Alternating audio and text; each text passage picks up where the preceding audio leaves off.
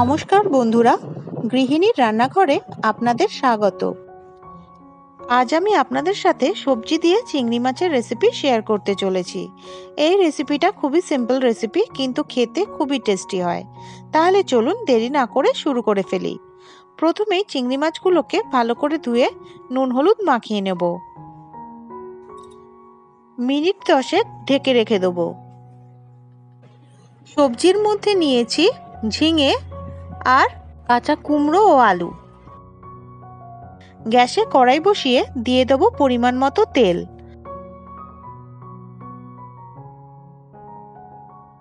তেল গরম হয়ে এলে চিংড়ি মাছগুলোকে দিয়ে দেবো। খুন্তি দিয়ে এইভাবে চিংড়ি মাছগুলোকে একটু তেলের মধ্যে ছড়িয়ে দেবো, যাতে ভালোভাবে চিংড়ি মাছগুলো তেলের মধ্যে ভাজা হয়ে যেতে পারে। এইভাবে তেলে চিংড়ি মাছগুলোকে নাড়তে নাড়তে দেখবেন কিছুটা পরিমাণ জল বেরোচ্ছে চিংড়ি মাছগুলোর থেকে। সেই জলটা কিন্তু নেড়ে চেড়ে শুকিয়ে নিতে হবে, আর আস্তে আস্তে চিংড়ি মাছগুলোকেও ভালো করে ভেজে নিতে হবে। আবার খুব বেশি ভেজে ফেলবেন না, তাহলে চিংড়ি মাছের স্বাদটা নষ্ট হয়ে যায়। এরকম ধরনের হালকা ভাজা হয়ে এলে তুলে নিতে হবে। এবার ওই তেলেই দিয়ে দেব গোটা জিরে। জিরে নেড়ে চেড়ে একটু ভাজা হতে দিতে হবে। ভাজা হয়ে এলে দিয়ে দেবো টমেটো কুচি।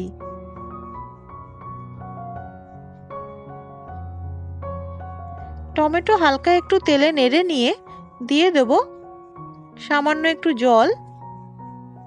এবার এর মধ্যে দিয়ে দেব 1 চা চামচ ধনে গুঁড়ো, 2 চা চামচ জিরে গুঁড়ো,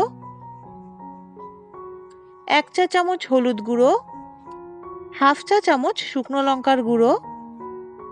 এবার পুরোটাকে ভালো করে নেড়ে চেড়ে কষিয়ে নেব।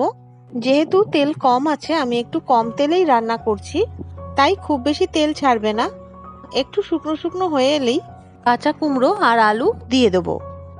এই রেসিপিটি কিন্তু খুব বেশি ঝাল ভালো লাগে না, হালকা ঝালেই ভালো লাগে। কাঁচা কুমড়ো আর আলু মশলার সাথে হালকা নাড়াচাড়া করে নিয়ে দিয়ে দেব ঝিঙে।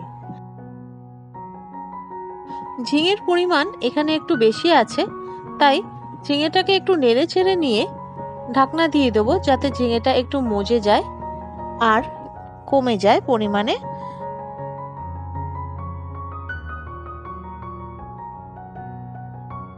কিছুক্ষণ বাদে ঢাকনা নামিয়ে ভালো করে একটু নেড়ে চেড়ে নিয়ে যখন ঝিঙেটা কিছুটা নরম হয়ে আসবে, তখন এর মধ্যে দিয়ে দেবো ভেজে রাখা চিংড়ি মাছ আর দিয়ে দেবো পরিমাণ মতো নুন।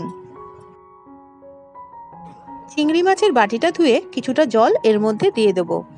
এর থেকে বেশি জল আর এর মধ্যে দেব না, কারণ ঝিঙে থেকে অনেকটাই জল বেরিয়ে এসেছে, দেখতেই পাচ্ছেন। আর ঝিঙে পুরোপুরি সেদ্ধ হলে আরও বেশ কিছুটা জল বেরোবে। ভালো করে একটু নেড়েচেড়ে দিয়ে আবার কিছুক্ষণের জন্য ঢেকে দেবো। আপনাদের রান্নার সময় যদি ঝিঙে দিয়ে এরকম পরিমাণে জল না বেরোয়, তাহলে আপনারা বাইরে থেকে জল দিতে পারেন।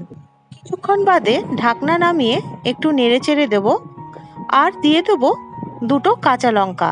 কাঁচা লঙ্কা দুটোকে একটু খুন্তি দিয়ে ভেতরের দিকে ঢুকিয়ে দেবো, যাতে কাঁচা লঙ্কার একটা সুন্দর গন্ধ আসে।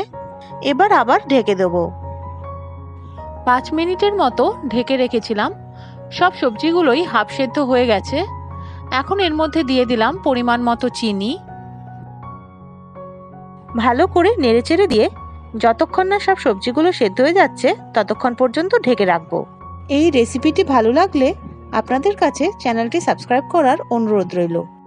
সবজিগুলো পুরোপুরি সেদ্ধ হয়ে গেছে। আমি বাইরে থেকে কিন্তু আর কোনো জল দিইনি। এটা ঝিঙে সেদ্ধ হয়ে যাওয়ার পর ঝিঙেরই জল বেরিয়েছে।